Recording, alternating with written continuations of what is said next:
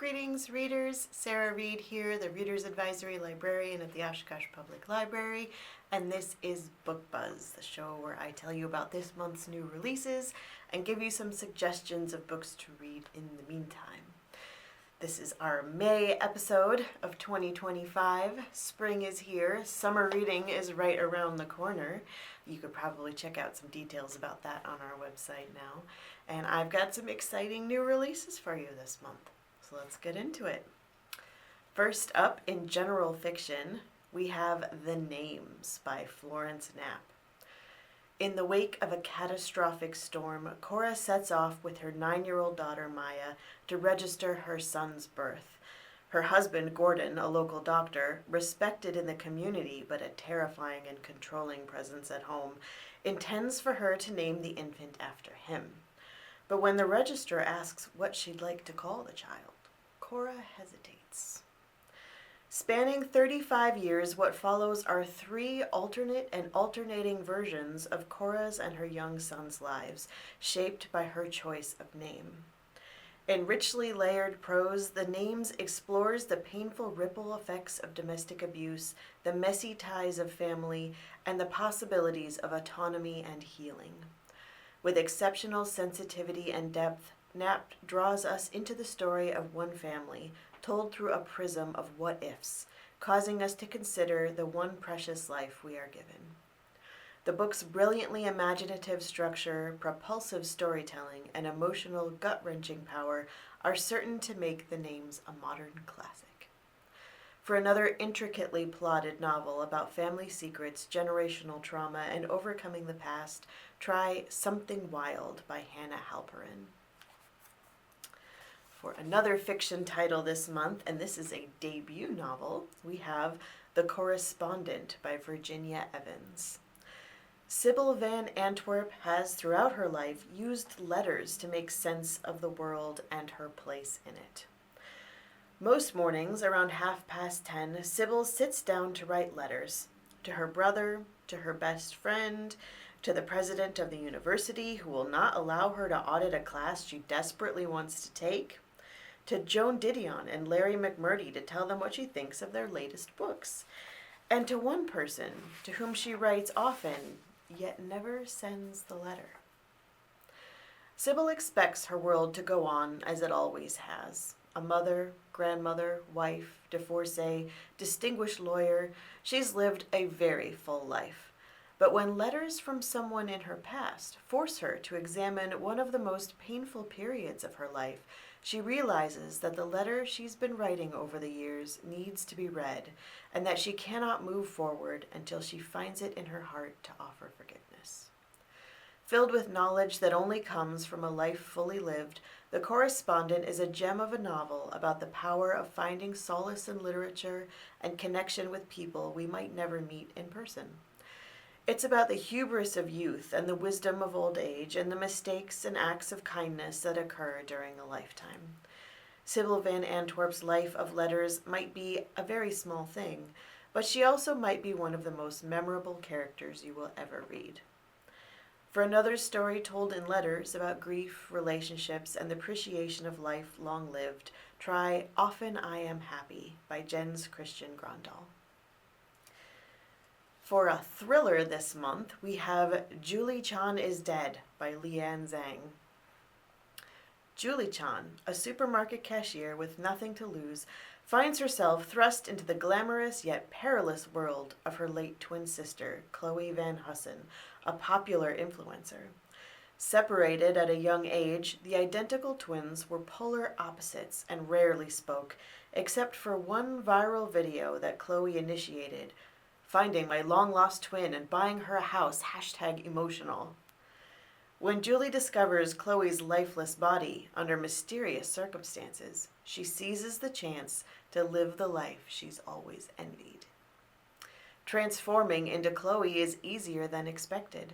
Julie effortlessly adopts Chloe's luxurious influencer life, complete with designer clothes, a meticulous skincare routine, and millions of adoring followers. However, Julie soon realizes that Chloe's seemingly picture-perfect life was anything but. Haunted by Chloe's untimely death and struggling to fit into the privileged influencer circle, Julie faces mounting challenges during a week-long island retreat with Chloe's exclusive group of influencer friends.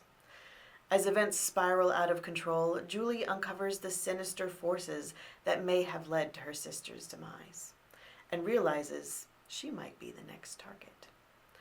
For another thriller set in the influencer sphere, try Such a Bad Influence by Olivia Munter. Next up, we have a fantasy title, The Devils by Joe Abercrombie. Europe stares into the abyss. Plague and famine stalk the land. Monsters lurk in every shadow, and greedy princes care for nothing but their own ambitions. Only one thing is certain. The elves will come again, and they will eat everyone. Sometimes only the darkest paths lead toward the light, paths on which the righteous will not dare to tread. And so, buried beneath the sacred splendor of the celestial palace is the secret chapel of the Holy Expediency. For its congregation of convicted monsters, there are no sins that have not been committed, no lines that will not be crossed, and no mission that cannot be turned into a disastrous bloodbath. Now the hapless Brother Diaz must somehow bind the worst of the worst to a higher cause, to put a thief on the throne of Troy and unite the sundered church against the coming apocalypse. When you're headed through hell, you need the devils on your side. For another epic historical fantasy novel about misfits forced onto a holy quest, try Nicked by M.T. Anderson. Another fantasy novel this month, Written on the Dark by Guy Gavriel Kay. Both sweeping and intimate, a majestic novel of love and war that brilliantly evokes the drama and turbulence of medieval France. Thierry Villard is a well-known, even notorious tavern poet, familiar with the rogues and shadows of that world, but not at all with the courts and power. He's an unlikely person, despite his quickness, to be caught up in the deadly contests of ambitious royals, assassins, and invading armies. But he is indeed drawn into all of these things on a savagely cold night in his beloved city of Iran, and so Thierry must use all of the intelligence and charm he can muster as political struggles merge with a decades-long war to bring his country to the brink of destruction. As he does, he meets his poetic equal in an aristocratic woman and is drawn to more than one unsettling person with a connection to the world beyond this one. He also crosses paths with an extraordinary young woman driven by voices within to try to heal the ailing king and help his forces in the war. A wide and varied set of people from all walks of life take their places in the rich tapestry of this story. A new masterwork from the internationally best-selling author of All the Seas of the World, A Brightness Long Ago, and Tianga, Written on the Dark is an excellent tour de force about power and ambition playing out amid the intense human need for art and beauty, and memories to be left behind. For another epic fantasy series that features strong characters embroiled in political intrigue, try Kushiel's Dart by Jacqueline Carey. Next up for the horror genre, we have The Starving Saints by Caitlin Starling. From the nationally best-selling author of The Luminous Dead and the Death of Jane Lawrence, a transfixing fever dream of medieval horror following 3 women in a besieged castle that descends ravenously into madness under the spell of mysterious godlike visitors. Amar Castle has been under siege for 6 months. Food is running low, and there has been no sign of rescue. But just as the survivors consider deliberately thinning their number, the castle's stores are replenished. The sick are healed. And the divine figures of the Constant Lady and her saints have arrived, despite the barricaded gates, offering succor in return for adoration. Soon the entire castle is under sway of their saviors, partaking in intoxicating feasts of terrible origin. The war hero, Sir Voin, gives her allegiance to the Constant Lady. Facine, a disorganized, paranoid nun-turned-sorceress, races to unravel the mystery of these new visitors and exonerate her experiments as their source. And in the bowels of the castle, a servant girl, Trela, is torn between her thirst for a secret vengeance against Voin and the desperate need to escape from the horrors that are unfolding within Eimar's walls. As the castle descends into bacchanalian madness, forgetting the massed army beyond its walls in favor of hedonistic ecstasy, these three women are the only ones to still see their situation for what it is. But they are not immune from the temptations of the castle's new masters, or each other, and their shifting alliance and entangled pasts bring violence to the surface. To save the castle and themselves will take a reimagining of who they are and a reorganization of the very world itself. For more biblically inspired medieval horror, try Between Two Fires by Christopher Buehlman. For romance fans, we have a new title this month, What Happens in Amsterdam by Rachel Lynn Solomon. Falling in love with your husband is anything but convenient in this steamy romance from the New York Times best-selling author of Business or Pleasure. Dani Dorfman has somehow made it to her 30s without knowing what she wants to do with her life. So when an office romance ends poorly and gets her fired, she applies for a job in Amsterdam, idly dreaming of escaping the mess she's created, but never imagining she'll actually get it. Except she does. By the end of her first week in Amsterdam, she's never felt more adrift or alone. Then she crashes her bike into her high school ex-boyfriend, and suddenly life is blooming with new opportunities. Wouter van Leeuwen is a Dutch exchange student Dani's family hosted, a forbidden love that ended in a painful breakup. Years later, there's still sizzling chemistry between them, and maybe a little animosity. More importantly, Wouter needs to be married to inherit his gorgeous family home on a canal, and when Dani's job falls apart, she needs a visa. As the marriage of convenience pushes them together in unexpected ways, Dani must decide whether her new life is yet another mistake or if it's worth taking a risk on a second chance. For another second chance marriage of convenience rom-com, try The Partner Plot by Christina Forrest. For some nonfiction this month, we have a new biography of Mark Twain, called Mark Twain, by Ron Chernow. Pulitzer Prize-winning biographer Ron Chernow illuminates the full, fascinating, and complex life of the writer long celebrated as the father of American literature, Mark Twain. Before he was Mark Twain, he was Samuel Langhorne Clemens, born in 1835, the man who would become America's first and most influential literary celebrity, spent his childhood dreaming of piloting steamboats on the Mississippi.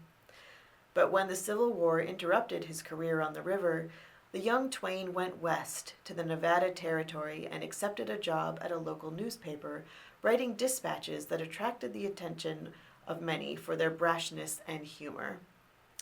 It wasn't long before the former steamboat pilot from Missouri was recognized across the country for his literary brilliance, writing under a pen name that he would immortalize. In this richly nuanced portrait of Mark Twain, acclaimed biographer Ron Chernow brings his considerable powers to bear on a man who shamelessly sought fame and fortune and crafted his persona with meticulous care. After establishing himself as a journalist, satirist, and lecturer, he eventually settled in Hartford with his wife and 3 daughters, where he went on to write The Adventures of Tom Sawyer and Adventures of Huckleberry Finn. He threw himself into that hurly-burly of American culture and emerged as the nation's most notable political pundit.